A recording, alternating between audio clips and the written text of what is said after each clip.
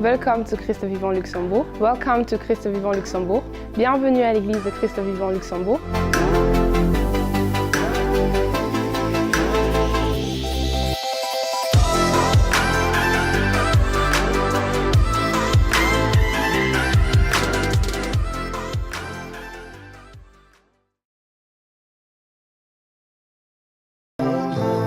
Son nom c'est Yeshua.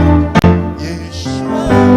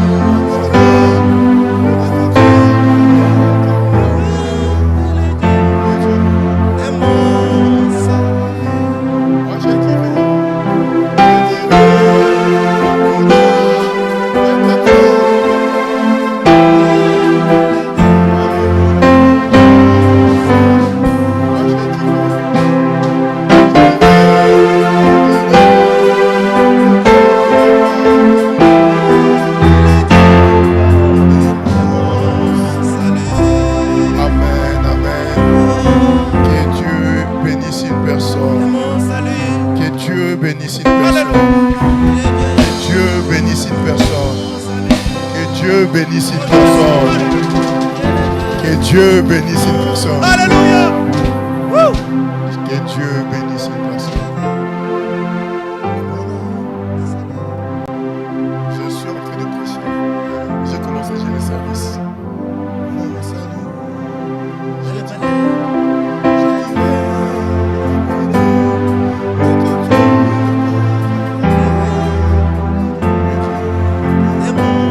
salut.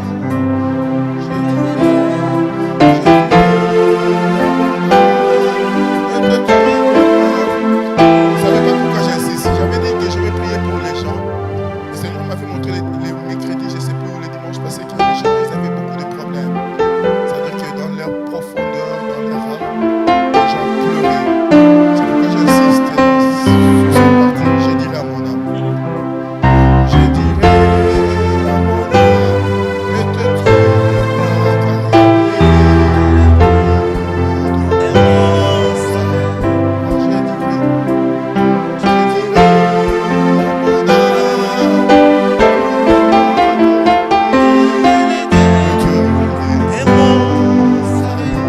j'aimerais maintenant que tu fermes tes yeux quelques secondes.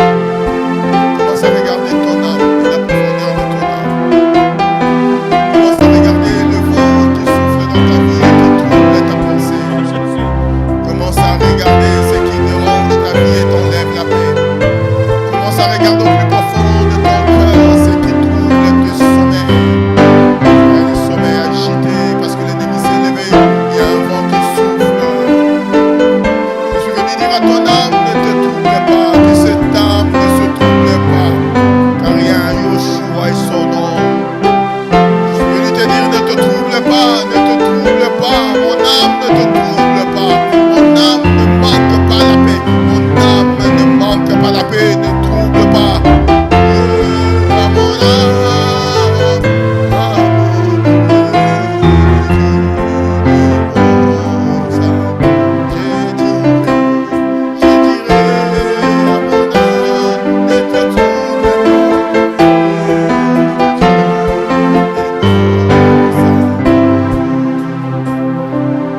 j'aimerais te prêcher. On va garder cette chanson parce que je sens l'atmosphère. Et je sais que ça va bénir une personne. Et la prière de ce matin va toucher une personne. Nous sommes en train de parler sur la grâce, le bonheur et la grâce m'accompagneront. Le thème de notre message ce matin, c'est Psaume chapitre 23, verset 6. Oui, le bonheur et la grâce m'accompagneront tous les jours de ma vie. Oui, le bonheur et la grâce. Et nous sommes dans la partie de la grâce. Nous avons dit, tu peux avoir des talents, tu peux avoir la qualification, tu peux avoir le critère qu'il te faut. Mais cela ne te couronne pas forcément. Et l'histoire d'Esther en est un bon exemple de cette femme qui était vierge belle. Parce que le concours était destiné à des femmes vierges et belles. Et Esther répondait aux critères. Mais le problème du critère est que souvent on n'est pas seul à répondre aux critères. Quand on met des critères, on ne répond pas seul, on répond avec d'autres qui ont le même critère que nous. Bizarrement, quand on a mis le critère, Esther ne s'est pas présentée toute seule. Il y avait les autres aussi qui étaient là. C'était des jeunes filles d'un royaume très vaste, de 127 provinces. Et Esther était avec eux, avec elles, les filles qui étaient là présentes. La Bible dit, elles étaient nombreuses. Elles ont eu le même mois de préparation. Et c'était arrivé au tour que chacune d'elles devrait se présenter devant le roi pour avoir la chance de conquérir et d'avoir la chance d'être choisie. Et j'ai dit le dimanche passé et pendant mes prédications, avant Esther, il y a eu des filles qui sont passées avant elle. Cela veut dire que le tour d'Esther ne pouvait ne pas arriver parce que si le roi avait aimé une d'elles avant Esther, la compétition allait se terminer. Esther n'allait pas passer. Mais bizarrement, dans ce que nous avons démontré, la Bible dit, déjà au moment de concourir, Esther a trouvé grâce. Et puis, la Bible dit, lorsque Esther se présenta, qui n'était pas la dernière fille, parce que derrière Esther, il y avait encore d'autres filles qui attendaient. La Bible dit, le roi aima Esther. La phrase, elle est forte de sens. Le roi aima Esther. Mais l'amour, la beauté d'Esther ne suffisait pas. Parce qu'il y avait d'autres femmes aussi que le roi avait aimées, mais qui étaient passées du rang de concubines et non du rang des reines.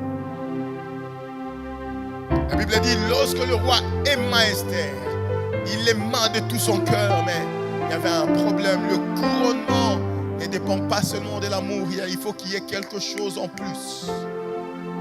La Bible dit, lorsque Samuel se présenta devant le père de David, Isaïe,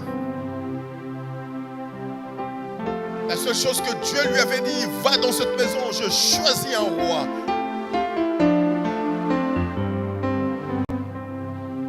Déjà, lorsque Samuel lui voit le premier garçon sortir, le cœur de Samuel était touché. Il était aimé par Samuel. Il avait la carrure, il avait la posture d'être roi, il avait les épaules d'être roi. Et Samuel s'avança avec son onction pour mettre sur ce garçon qui avait la carrure. Mais Dieu dit, ce n'est pas lui, je l'ai rejeté. La carrure ne suffit pas. On ne va pas en guerre parce qu'on est fort. Même les plus forts tombent dans le combat. On ne gagne pas parce qu'on est plus intelligent. Même les plus intelligents tombent dans leur propre piège. L'homme tombe dans le piège de son orgueil.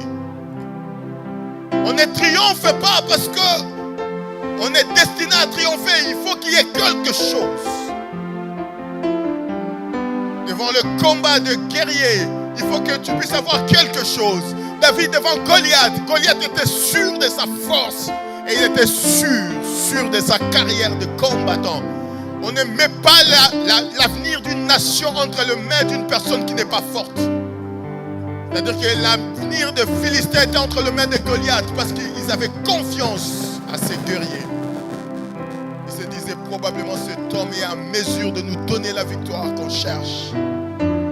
Et pendant 40 jours, Goliath a défié tout un peuple. Et son peuple était derrière. Derrière le deal, ce n'est pas le peuple qui a fait. C'est Goliath qui a fait le deal. C'est Goliath en s'avançant. Il a dit, si vous sortez quelqu'un et qui me bat, nous devenons esclaves. Tout un peuple était scotché par la parole d'une seule personne. Ils avaient confiance à Goliath. Ils se disaient que celui-là, s'il dit quelque chose, il va le faire. Et je suis sûr que dans le passé, il avait déjà fait ce genre de défi et l'avait remporté. Pour que tout un peuple lui fasse confiance à ce point, c'est qu'il avait déjà fait ce genre de défi et il avait déjà remporté ce genre de défi. La Bible dit, il a commencé à parler, à défier tout un peuple. La victoire n'est pas dans la force de tes muscles. La beauté, certes, Esther elle avait, certes, elle était vierge comme toutes les autres, mais ça ne suffisait pas. Ça ne suffisait pas pour être couronnée. La Bible dit, Esther trouva grâce auprès du roi et le roi le couronna. C'est-à-dire que la couronne est venue par la grâce. Parce que ce qui est sûr, le roi prenait les risques. Écoutez-moi bien, il avait pris les risques de ne pas voir les autres filles après. Parce qu'il savait qu'après il y avait d'autres. Mais quand il a vu Esther, il s'est arrêté là. Il n'a plus voulu chercher à connaître les autres. Quand bien même il avait la possibilité de connaître, la grâce a stoppé sa recherche. Je prie ce matin que la grâce de Dieu te localise et que ça stoppe les recherches. Et le roi le savait très bien que derrière Esther, il y a d'autres filles qui attendent. Mais à cause de la grâce, la Bible dit il aima. Le roi a pris le risque de ne pas voir les autres. Il s'est dit, je m'arrête ici. Qu'est-ce qui trouble ton cœur? Que le Dieu de grâce localise ta vie. Vous savez, nos cœurs, nos âmes sont troublées. Des fois, on perd la foi. On oublie les victoires que Dieu nous a déjà données. Il y a certaines batailles, on est sorti fort, victorieux. Ce n'était ni par notre force. La Bible dit ce n'est ni par la force, ni par la puissance. mais c'est par mon esprit. Que la grâce localise une personne ce matin. Je suis en train de parler de quelque chose. Mais tu n'as pas encore compris que la grâce localise une personne ce matin. La Bible dit, lorsque Samuel s'approcha dans le livre de 1 Samuel pour aller oindre ce garçon roi aux yeux des hommes, mais rejeté auprès de Dieu. Ce qui compte, ce n'est pas le choix des hommes. Ce qui compte, c'est le choix de Dieu. Je prie ce matin que Dieu fasse de ton cas son choix. Tu ne m'as pas compris. Ce matin, je prie que Dieu fasse de ton cas son choix. Non, tu ne m'as pas compris. Si Dieu était réellement le roi, où Esther devrait se présenter, que Dieu s'arrête sur toi, qu'il ne regarde pas les autres, que tu sois la personne où Dieu va s'arrêter. La Bible dit, Dieu a tant aimé le monde, le roi aimait aussi Esther. Mais le couronnement, ce n'était pas une question d'amour, c'était une question de grâce. Tout est grâce. La Bible dit, il fait grâce à qui il veut. Il fait grâce à qui il veut. De la poussière, il prend l'indulgent. Et il le fait asseoir avec le grand. Il élève qu'il veut, il abaisse qu'il veut. Et il fait grâce à qui il veut.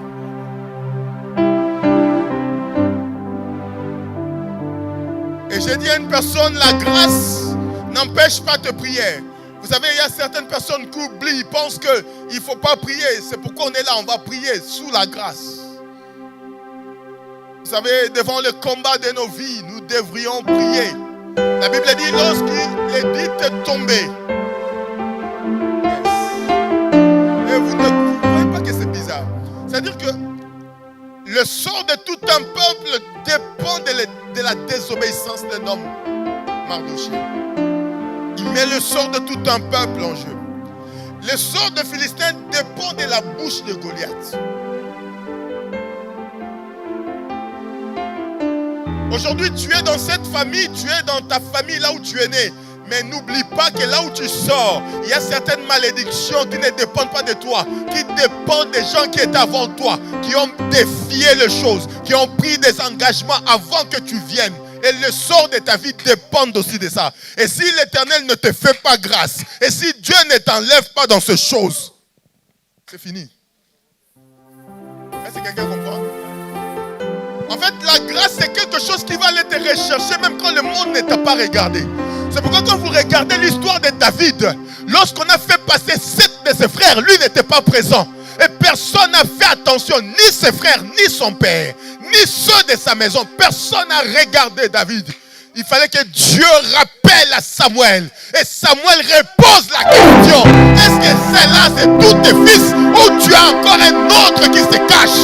C'est Dieu qui est parti rappeler à Samuel qu'il y a encore un autre, mais qui n'est pas présent ici. Ça, c'est la grâce.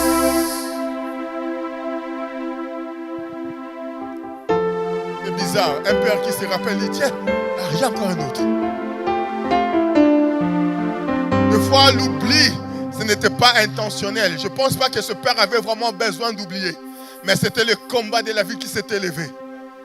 Mais comme Dieu, c'est un Dieu de grâce, que Dieu se souvienne de toi malgré tes faiblesses.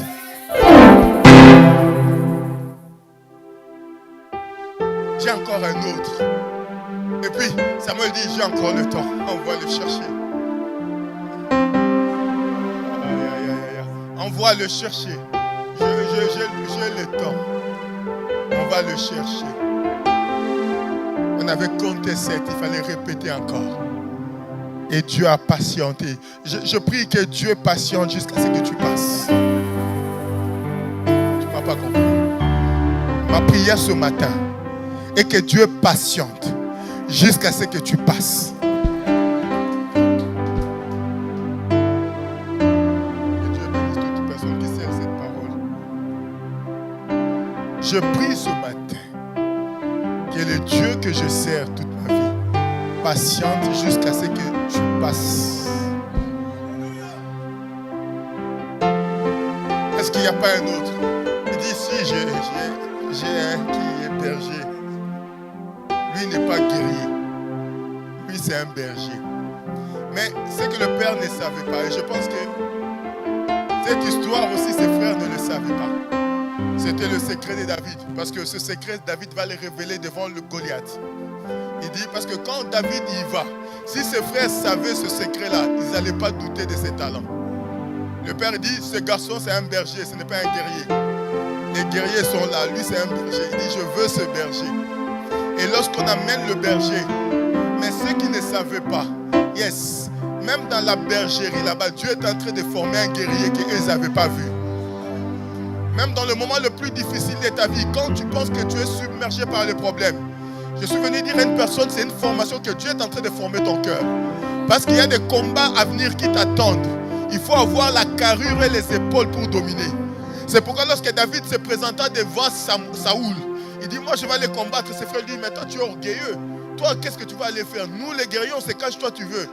Il n'a rien dit. Et quand il s'est présenté devant Goliath, il dit ceci. Quand j'ai gardé les brebis de mon père, je vais te raconter une histoire. J'ai le visage de berger. J'ai le corps de berger.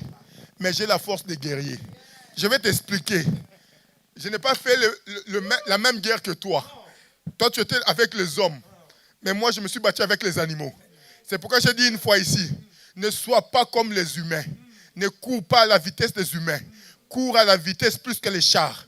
Lorsqu'Élie a donné la prophétie, il a dit, dites à Akab que la pluie va arriver. Qui hâte de descendre parce qu'il y aura la pluie. La Bible dit, Akab a pris ses chars. Il a commencé à descendre. Pendant qu'Akab descendait, la pluie aussi commençait à tomber. Mais bizarrement, lorsqu'Akab arrivait aux portes de la ville, il a trouvé Élie qui n'avait pas de chars, qui était déjà arrivé. Parce que la course d'Élie ne dépendait pas des chars. Il court plus que les chars. C'est pourquoi Ecclésiaste te dit, si tu cours avec les hommes, tu te fatigues. À combien plus forte raison, si on te met à courir avec les chevaux, si tu auras la force de courir. C'est que Goliath ne savait pas que la guerre de David n'était pas la guerre avec les hommes. Ce n'était pas la guerre avec les guerriers des hommes. Et ce n'était pas la guerre avec les flèches. David ne se battait pas avec les outils. David se battait avec ses mains. Et il va rappeler à Goliath, quand j'ai vu un ours, il a voulu attraper une brebis. J'ai sauté sur l'ours. J'ai arraché d'abord la brebis et j'ai déchiré. Quand j'ai vu le lion, j'ai sauté sur le lion. J'ai enlevé la brebis et j'ai déchiré. C'est-à-dire que j'ai le corps de berger.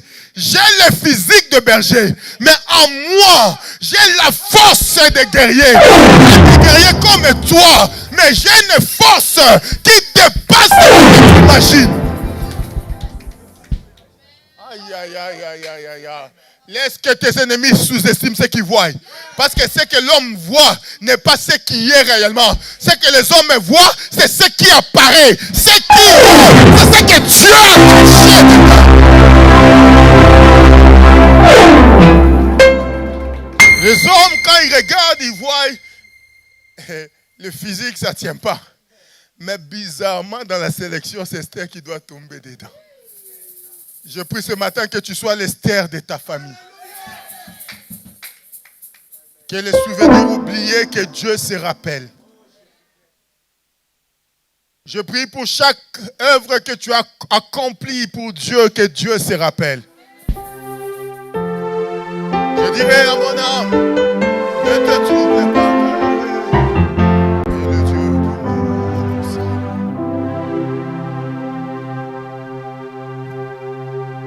On a dit, c'est un berger. Et puis, Samuel dit, allez le chercher, j'attends ce berger. J'ai le temps pour voir ce berger. Et on est allé chercher David dans la brousse. Là où il était. Et on l'a ramené. Pourquoi quand on dit de la poussière, il prend l'indigent. C'est-à-dire qu'il était assis dans la poussière.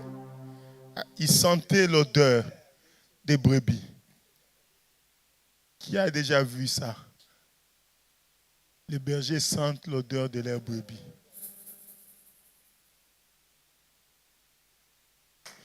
Mais ce qui était sûr, sa place n'était pas là. Sa place était avec le parfum, non de brebis, mais le parfum fait d'aromates. Ce que tu vis réellement aujourd'hui, ce que tu vis aujourd'hui, ce n'est pas ta place. C'est juste un temps. Tu peux être avec les brebis, avoir l'impression d'être oublié de tous. Le froid de la nuit, le bruit des brebis te réveille parce que tu dors mal. Fatigué. À tout moment, tu dois être vigilant parce que tu ne sais pas à quelle heure, à quel moment le lion peut apparaître. Pour ne pas perdre une brebis, tu es toujours en train de regarder. Tu peux vivre une situation où tu pleures quand tu vois ce que tes enfants vivent. Tu peux être dans un mariage où les larmes sont en train de couler. Tu peux te poser des questions pour tes enfants, mais pourquoi ça ne marche pas? Tu peux te retrouver dans la bergerie qu'avec des brebis, où personne ne prête attention à toi. Et quand il y a des grandes manifestations dans la famille, toi tu es oublié. Il y avait une grande manifestation, ils avaient reçu un grand homme, mais David était oublié. À l'époque, recevoir un prophète dans sa maison, c'était comme si on recevait un roi, parce que Samuel jouait le rôle d'un grand homme au milieu d'Égypte, au milieu d'Israël. Mais bizarrement, dans cette fête, David est oublié. Je suis venu dire à une personne, pour chaque rendez-vous, on t'a oublié. Pour chaque manifestation, chaque réunion où ton nom n'a pas été cité. Que le Dieu de grâce localise ta vie.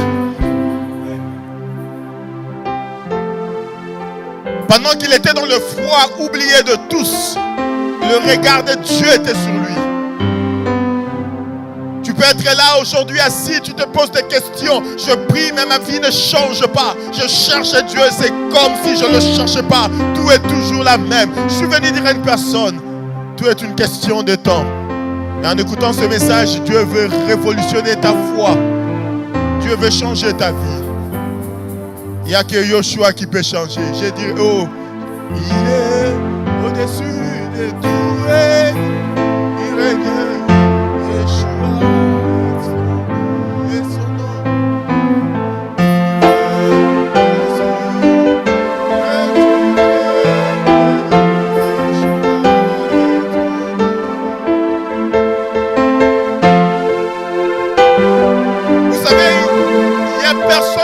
Dieu qui a la bonne vue de ta vie. Il voit ce qui est caché, il voit chaque moment de pleurs, chaque moment d'isolement. Vous savez, des fois, nous manquons tellement de force, on s'isole. On s'isole seul dans la toilette, dans la chambre, seul en train de pleurer. Quand on essuie les larmes, dépassé, submergé par le problème de la vie. Des fois, tu ne sais même pas par où commencer. Ce que tu as, ça suffit juste de payer le loyer et puis c'est fini. Mais je suis venu te dire que Dieu a vu. La veuve de Sarepta, elle était seule. Elle avait que le peu de farine qui lui restait d'un jour. Et si elle mangeait, elle mourait avec son fils. Mais ce qu'elle ne savait pas, Dieu avait vu. Et Dieu avait vu cette veuve qui pleurait.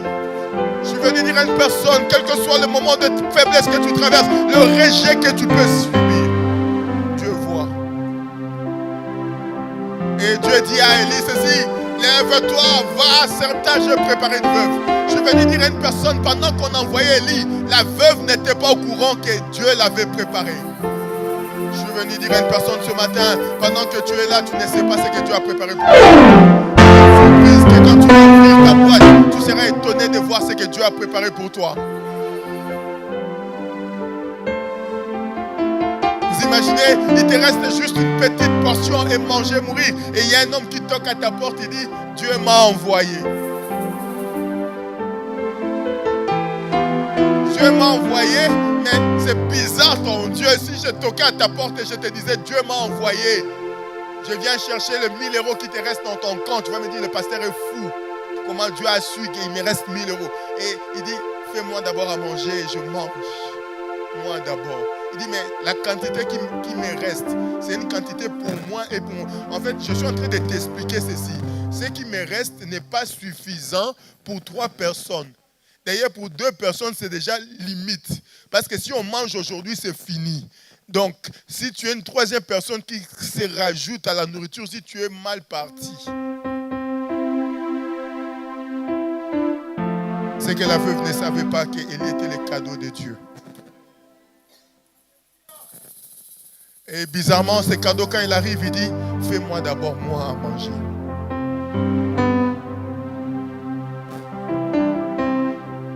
Et puis cette femme a dit, toi d'abord, il dit, moi d'abord. Et cette femme, elle a fait à manger. Vous imaginez, déjà, il restait pour elle et son fils. Maintenant, il y a un monsieur, ce n'est pas un enfant, c'est un monsieur qui dit, fais-moi d'abord. Dans la tête de cette femme, elle se disait, mais si lui mange, déjà il reste pour moi et mon fils. Lui il se présente, il dit lui d'abord. Si lui mange, c'est que c'est fini pour nous ici. Des fois quand tu marches dans la vie, tu as l'impression que c'est fini. Je vais venir dire à une personne ce matin, c'est pas fini. Vous savez, lorsqu'il y a eu la condamnation, ils ont voulu tuer tous les Juifs à cause de Mardoché. Esther dit ceci à Mardoché, il dit, allez prier pour moi, je prierai. C'est bizarre. Et puis elle dit ceci, j'aime cette phrase. Et puis elle dit, j'aime cette phrase, j'aime cette phrase, j'aime cette phrase. Tu dois l'aimer comme moi. Et puis Esther dit, je me présenterai devant le roi. Vous me remettez ces versets-là. Elle dit, je me présenterai devant le roi. Je vais d'abord prier. Je vais jeûner. Et puis après ma prière, après mon jeûne, je vais aller me présenter. Aïe, aïe, aïe, aïe, aïe, aïe. Cherchez-moi là où Esther envoie le message à Mardoché, là où elle dit,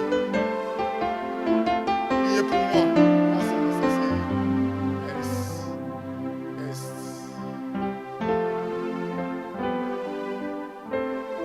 Là où Esther elle parle, cherchez-moi le verset. Ah, c'est bien. On va me lire. Ça sera mon premier verset. On va honorer cette parole. Et puis je vais clôturer par là. On va commencer la prière. Je lis au nom du Seigneur, Esther, chapitre 5, verset 1. Le troisième jour, Esther mit ses vêtements royaux et se présenta. Avant. Remontez-moi avant. Esther 4, qui est parti? Qui a enlevé ça? Vous changez média. Yes. Esther 4. Esther chapitre 4.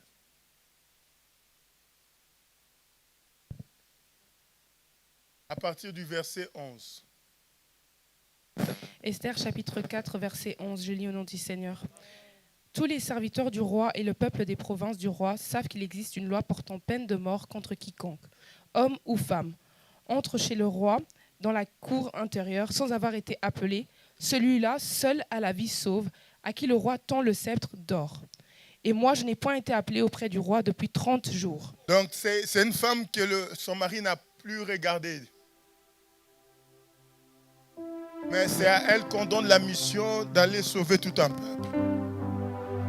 Et puis, Esther est en train de rappeler à Mardoché ceci. Il dit, Mardoché, tu sais qu'il y a une loi. En fait, tu m'envoies à la mort. Il y a une loi de condamnation. Que tu ne peux pas te présenter devant le roi si tu n'as pas été convoqué. Mais toi, tu me dis d'aller vers le roi au moment où je ne suis pas convoqué. Un cercle dans ta Bible, une loi. C'est une loi qui est établie, qui empêche à toute personne de se présenter devant le roi si on ne l'a pas convoqué. J'ai dit à une personne ce matin, même s'il y avait une loi qui pesait sur ta vie, par rapport à d'où tu viens, par rapport à ce il dit c'est une loi. Il n'a pas dit c'est quoi. Il dit c'est une loi. Or, si c'est une loi, c'est que c'était écrit. Oh, si c'est une loi, c'est que c'était écrit. C'est-à-dire que tu ne peux pas même si tu es sa femme, tu ne peux pas te présenter devant le roi si le roi ne t'appelle pas. Parce qu'il y a une loi. Je suis venu dire à une personne, il y a des gens ici même dans l'église dont les lois de famille leur interdisent de monter, dont les lois de famille leur interdisent d'avancer, dont les lois de famille leur interdisent de se marier, dont les lois de famille leur interdisent d'avoir d'argent. Je prie ce matin que cette loi par la prière, que cette loi tombe au nom de... Lève ta main, lève ta main.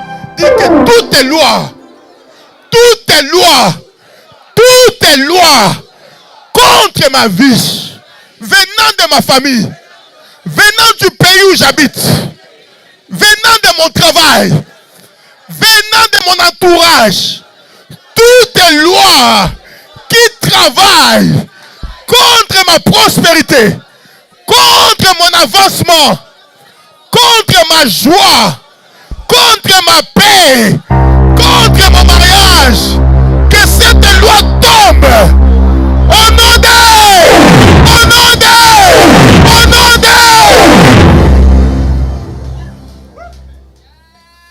C'est une loi. Tu le sais, Mardochée. Tu m'envoies à la mort. C'est une loi. Tu le sais. Je sais.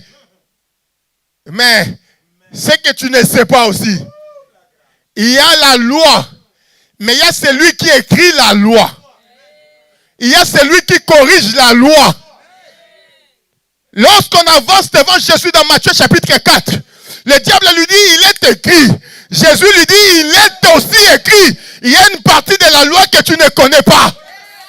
Je prie et je déclare que la partie de la loi que tu ne connais pas se réalise dans ta vie. Il est écrit, il lui dit, c'est bien. Il est aussi écrit. Il est écrit, yes. Mais ce que tu ne sais pas, celui qui écrit la loi, il a aussi écrit. Il a aussi écrit. Lève ta main. Dis, je proclame ma liberté au nom de Jésus. Je proclame mon succès au nom de Jésus. Quelle que soit la loi, quelle que soit la condamnation, cela tombe au nom de...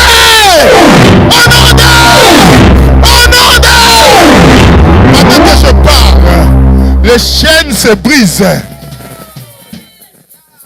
Il est aussi écrit.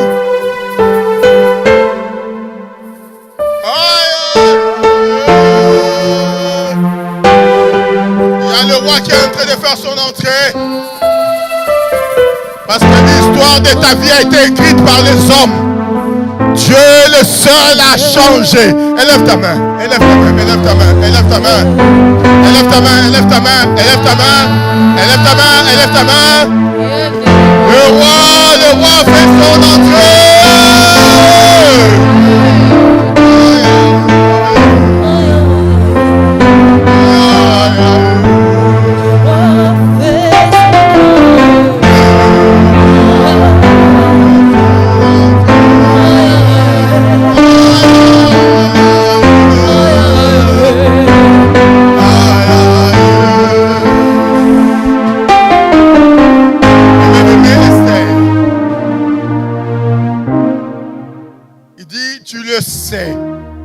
Que la loi a été ainsi.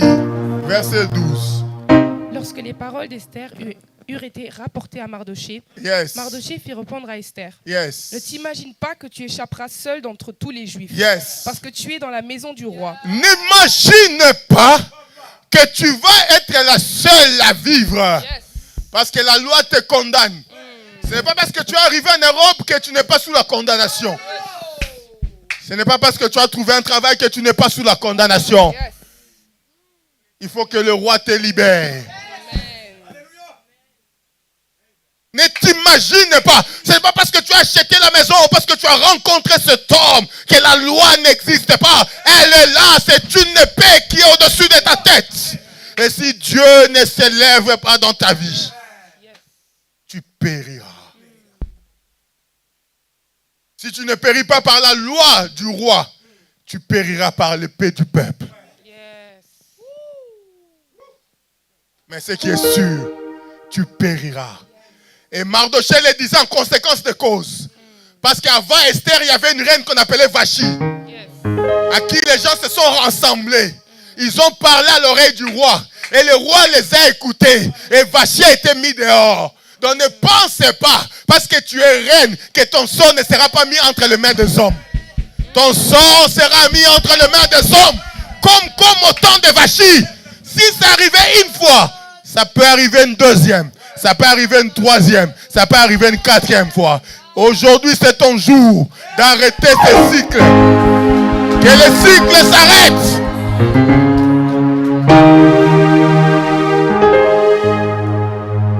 Vous savez, le diable t'amène à tromper ta pensée. Tu crois que ça n'arrivera pas. Je suis venu te dire, ça peut encore arriver. Si le roi n'a pas changé la loi, ça peut encore arriver. Verset 13. Verset 14. Yes. Car si tu te tais maintenant, le secours et la délivrance surgiront d'autre part pour les Juifs. Si tu te tais, pourquoi tu te tais? Quand on dit prie, tu ne veux pas prier. Assieds-toi d'abord. Si tu te tais, pourquoi tu veux te taire devant tes ennemis? Pourquoi tu veux te taire devant ton problème? On va dire prier, toi tu te tais. On va dire prie, toi tu es là en train de regarder. Qu'est-ce que tu regardes que tu n'as pas encore vu? Moi, ton pasteur, tu m'as déjà vu, non? Ce punch là, tu as vu. Ce pantalon, tu le connais. Les chaussures ici, j'ai rien porté de nouveau, à part pour le nouveau qui vient d'arriver. Mais toi, l'ancien, tu me connais déjà. Tu connais cette tenue. Mais quand on dit prie, tu es en train de me regarder. Qu'est-ce que tu veux regarder en moi que tu n'as jamais vu? Ces lunettes, tu les connais. Lève-toi, prie. Toi, tu te tais. Mais sache-le, si tu te tais, tu vas mourir, mais le salut viendra. Mais je déclare ce matin que la mort ne te rencontre pas sur le chemin. Oh. Lève ta main, que tout esprit de mort qui poursuit ta vie te lâche. Pendant que je parle, que l'esprit de mort lâche ta vie. Pendant que je parle, que l'esprit de mort lâche ta vie. Pendant que je parle, que l'esprit de mort lâche ta vie. Pendant que je parle, que l'esprit de mort lâche ta vie. Pendant que je parle, pendant que je parle, pendant que je parle, que l'esprit de mort te lâche au nom de... La puissance de la délivrance est là. Pendant que je suis en train de parler, le Seigneur va commencer à toucher les gens. J'ai déjà commencé ma séance de prière. Mais je suis en train de t'amener dans une dimension où ta bouche ne doit plus s'arrêter. Je suis en train de t'amener dans une dimension où tu ne vas pas te taire. Je suis en train de t'amener dans une dimension où les chaînes vont commencer à te lâcher. Je suis en train de t'amener dans une dimension où la vie va se lever la main. Je suis en train de t'amener dans une dimension où les choses vont changer.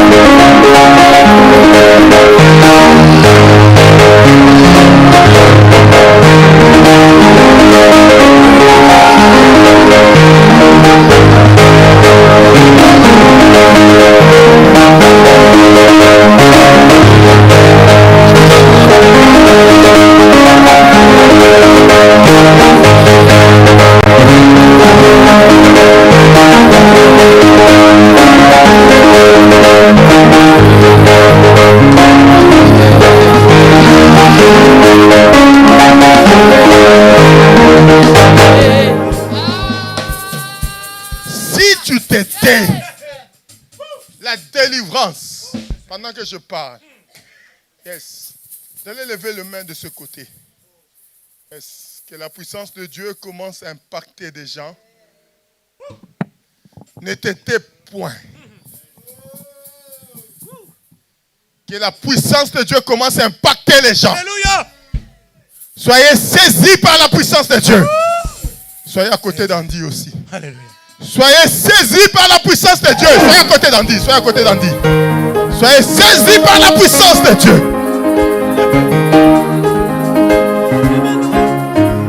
Soyez saisis par la puissance de Dieu. Soyez saisis. Il y a une forte puissance de ce côté. Je parle et je déclare que l'onction de Dieu parte maintenant. Que le chaîne soit brisé. Que le chaîne soit brisé. Que le chaîne soit brisé. Que le chaîne soit brisé. Que le chaîne soit brisé. Que le chaîne soit brisé. Je prie et je déclare que l'onction du Saint-Esprit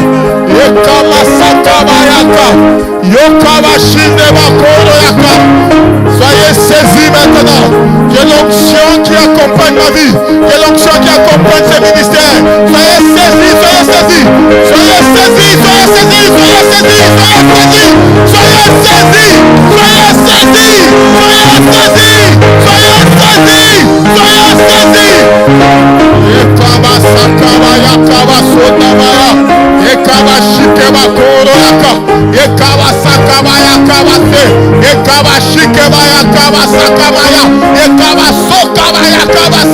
je prie et je déclare que le chaîne tombe.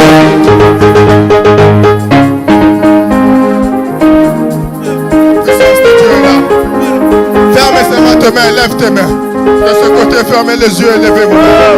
Levez vos mains. Levez les mains, la main droite. Levez la main droite. Que toute l'église lève la main. Maintenant, je suis ici. Il y a l'onction de Dieu qui va commencer à toucher ici. À 3, 1, 2, 3. L'onction commence à toucher. L'onction commence à toucher. Ça va commencer même à lever les gens dans des chaises. Ça va commencer à soulever les gens. Ça va commencer à briser les corps. Ça va commencer à briser les chaînes. Soyez saisis maintenant. Soyez saisis maintenant. Soyez saisis maintenant. Que la puissance de la délivrance. Que l'Éternel commence à toucher. Que l'Éternel commence à toucher. Que l'Éternel commence à toucher. Que l'Éternel commence à toucher. Soyez saisis. Soyez saisis. Soyez saisis. Soyez saisis. Il y a la délivrance qui arrive. Il y a la délivrance qui arrive. Il y a la délivrance qui arrive. Il y a la délivrance qui arrive. Merci, vous étiez si nombreux à vous connecter à notre live.